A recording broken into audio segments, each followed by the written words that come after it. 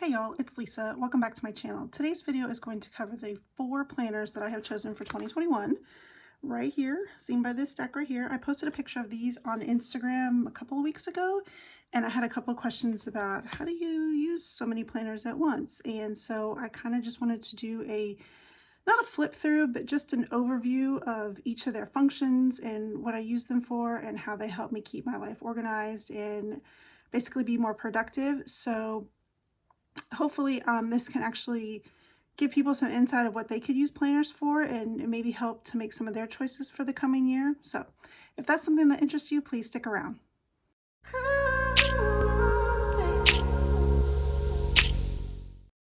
here's all 4 of them. I'm going to start with this one, which is the Always Fully Booked planner, which I did a full detailed walkthrough of this. I think it was my last video, but I can link it down below. So if you want to see this planner in full, because I'm not going to do a full flip through on this because I've already done that. So if you want to know more about this, please by all means go check out that other video. So this one is going to be a memory keeping planner of sorts. So this is a weekly planner. I'll just show you very quickly. You got your month view, and you have some bookish related pages, but then this is the weekly view, and it's a vertical layout that's broken up into 3 sections. And over the past year, my planning style has really changed, and I've realized, and I've tried to welcome the fact that I am more of a to-do list planner. I love the gorgeous vertical layouts that I see. I've tried to do them.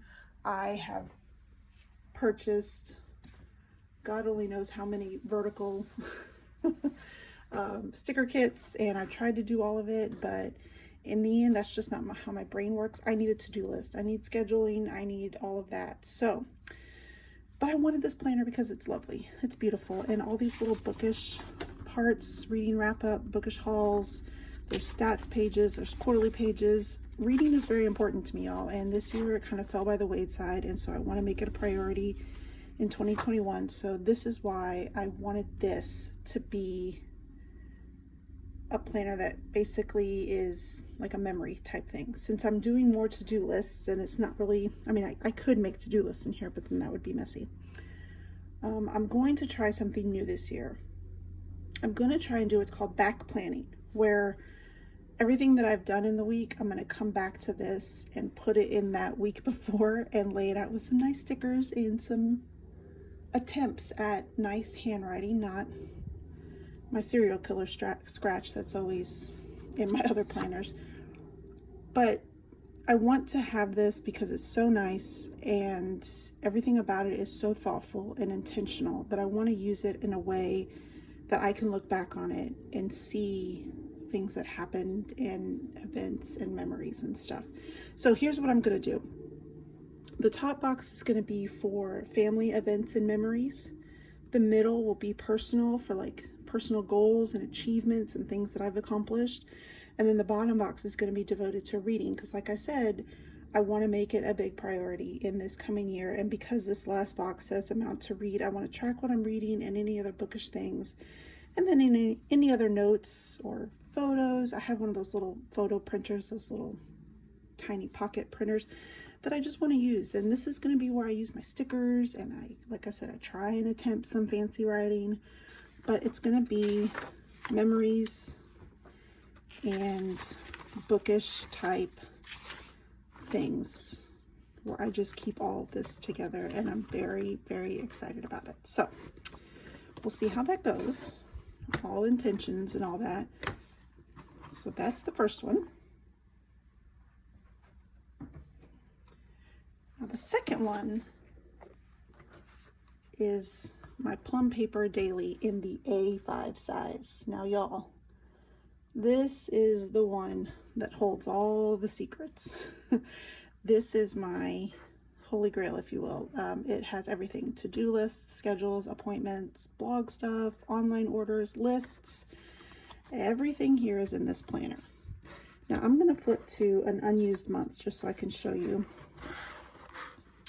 I have a new one on the way. Yes, and it overlaps because I ordered it for January, and yes, I still have January and February, but I just want it brand new. I changed some things, and so I just want to start the whole year fresh with a new planner. So this is typically where I detail anything that I've ordered online, which before it was probably, I say before, like before quarantine times, it was probably 2 or 3 things a month. And now it's like, this is where I get the bulk of my stuff is online. So I try and track that here so I know what I ordered, and I'm not surprised. Although it is fun when you get something, you're like, what? I ordered that? I forgot. So notes here. This is where I put usually my blog plan, where I plan out the stuff for my blog and anything else like that. I usually do all of my books that I've read that I have listed to read, anything that's coming out. Side note, I have a book review blog. So I put them over here with a little tick box, and then once I've read them and reviewed them, I check them off over here. But then I can see at a month glance when they're coming out, and then I can kind of go from there. And then the daily page, 1 page per day. That's why a lot of people like this planner, is because it's one of the few that has a full page for Saturday and a full page for Sunday. A lot of these planners, you'll get to the weekend and it'll just share 1 page. And some people have a lot to do on the weekends. Some people work on the weekends. So I do appreciate that they give you 1 page per day, which, although it makes it a very thick planner, but I don't care. So this is where I detail everything. I don't decorate. I don't attempt fancy handwriting. This is an on-the-go brain dump where all of my to-dos and my schedule and the priorities and anything else. But I have changed these headers for next year, which is why I went ahead and ordered a January instead of letting this one finish out. And if you're not familiar with Plum Paper, you can customize their planners down to the detail, meaning you can put whatever you want here, here, here. All these headers can be completely customized. So I stuck with, I think this is the basic layout, because I wanted to try it, but I customized these differently for 2021. So this is going to be the one that I carry with me, and it's my catch-all. And I changed the add-on. You can add these add-ons, and I tried this social media thing, but y'all, I tweet. Sometimes I post on Instagram. I don't need all of this. This is for like people that are serious about their social media, and I didn't even use it, as you can see.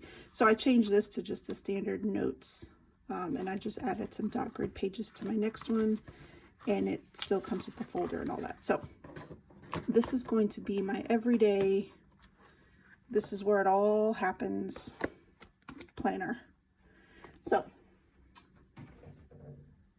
the next one is another Plum Paper, but instead of the daily, this is a weekly. So this one here, it's called the ME layout. And this is going to be my health and wellness planner. It's going to live on my bedside table. And I got this idea from another woman in the planning community. Her name is Plan with Lakin. And listen, if you've got goals in your life and you want to achieve them, then she is the one to go to. She's got a YouTube channel where she posts a bunch of really fantastic goal setting tips, and she puts out just really useful content. But anywho, so she got something similar for her health and wellness planner, and she posted about it, and then Plum Paper had their big Black Friday sale, and I was just like, I'm doing it. I'm going to go ahead and copy her. I'm going to get my own, because I thought it was a really good idea. So the gist here is you get your same monthly layout as in the daily, but instead of obviously a daily layout, you get this weekly. But these headers here you get to customize. And so a lot of people will do like their kids' names, or teachers will do subject, or students will do subject, and they'll break it up that way. Or if you have different areas of your life that you want to keep track of all in one, like personal, health, finance, whatever. So Lakin had set hers up as a health and wellness with all of these detailed, and they're slightly different, but I chose these categories to track. So breakfast, lunch, and dinner, because I'm not sure if you guys are familiar, but I follow Bright Line Eating, which is a no sugar, no flour way of eating, but I do a modified plan, and well, really all that means is I still drink wine. So there it is. So part of that plan is to detail what you're eating. Not in a, I shouldn't say it like you have to put it down to the calorie or the what. It's just you set your intention of what you're going to eat the next day, and then there's no food chatter in your mind like, what should I eat? Oh my gosh, what should I eat? And bleh. So breakfast, lunch, and dinner. If I do a workout that day, then I'm going to detail it here. My Apple Watch stats, because y'all, I really like when those rings close, and I really like being able to track it and put, yes, I did it. And then a gratitude, which I know this gratitude section is not very big, and I do have a larger, more detailed gratitude journal that I use, and it's undated. It's just, you know, use it when you feel like it. But this, I love the idea, and I've done this in the past, where you just jot down something really quick, one sentence, what you're grateful for that day. And I really do. I find that it helps tremendously to just sit down and set your gratitude for that day. I do like it. So I have done this in the past with another sort of hodgepodge of planners that I had, that I kind of put together my own version of this, but it was different sections and it was in 2 different books, and it was, honestly, it was a hassle. I had a little carrying case because it was a lot. And when I saw Lakin's video, I was like, this is it. It's all in one. I love this. It'll sit by my table. It doesn't need to be decorated. It's just be me sitting down with this every night in bed, because I find when I journal and when I keep track of all of this, my bright line eating is on track. And when I'm not journaling, it's not on track. And I'm just going to say, I'm not here to convert you to a bright line eating thing, but it's changed the way I feel internally. And it's something that I want to be very, very consistent with coming in the new year. So this new planner is like my fresh start. And that's my big goal for this. And then, so that's where I'll detail all this. And then the monthly pages, I'm just going to use as a check off. So if my days, what they call bright days, meaning you stayed on your plan and you did your intentions, then you can check them off. And I do like it because in the past I've done that, and it's nice when all the X is built up and you see them and you kind of want to, don't break the streak. So that's what I'm going to use that for. So that is my health and wellness planner. And y'all, I'm going to put links to all of these in the description box. So if you are like, I kind of like that, I want that, then you can see it down there. Plum Paper does have a thing where you can refer people and you get 10% off your order, but it's through email, which I don't mind. If you guys want to do that, I'll sure send you an email with a referral code. It gives me some credits, but look, it's not you don't have to do that. I'm just saying, like, if you want to do that and save 10% off, then there you go. So this is my work planner. This is the last planner. This is my very non-fancy put together work planner, which it's strictly for work. And that's because some of the stuff that I do is not really confidential. It's not like I'm working for the government or anything, but it is large money deals, and it is confidential until it actually releases to the quote-unquote market. So there are things in here that, and I've stripped this out. There's nothing. I took all the used pages out just so I wouldn't forget. But it's mostly happy planner stuff in here that I've had in my stash, and I just realized, oh, you know what, that's perfect for work because I don't care what it looks like. It's just to get it done. But these covers are cloth and paper, and this little inbox, I'll take off this clip. This little inbox dashboard is also cloth and paper, and I love it because sometimes people will just hand me Post-its at work and just say, here, put that. And so I don't lose them, I just put them here like an actual inbox, and I just put it there so I don't lose it. And then I keep other sticky notes here, and if I need to just jot it, take it there, and then I know where to move it later. So that's there. And then this is a Black Lives Matter dashboard that was a free download from a planner called C-Pain Plan, who I will link in the description box. She does these amazing freebies, and she had this one and I printed it off and put it at the front. And I keep it there in the front because I love the way it is right there no matter what. So, and then it goes into a month view, which I haven't dated yet because it doesn't start till January, but this is strictly for project due dates. When we are launching stuff, when those promotional materials need to be done, when we're going to do e-blasts about them, all of it. It's all just project dates that I just put in here because I just need to see it as a whole. And then the next section is, because I put a little folder in here to divide it, are these happy planner. These are some, they don't even make these anymore. Daily pages that are undated. So I just put the day and the date up here, and then I put what I really need to get done that day at work.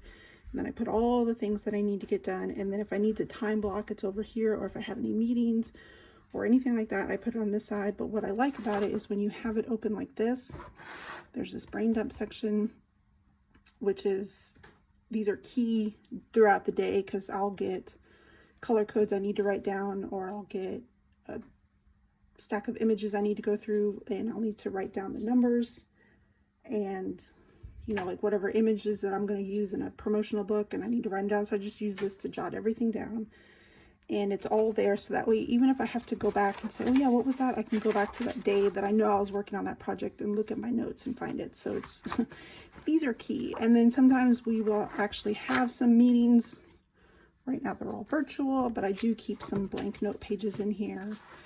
And then this is actually another cloth and paper dashboard, and I put it upside down because I wanted it to show it on the back cover, but it's I think this is the Streets of Paris, and I think it's supposed to go this way, but if I put it that way, it would have shown this plain black through the back, and I just really thought it was cool that way.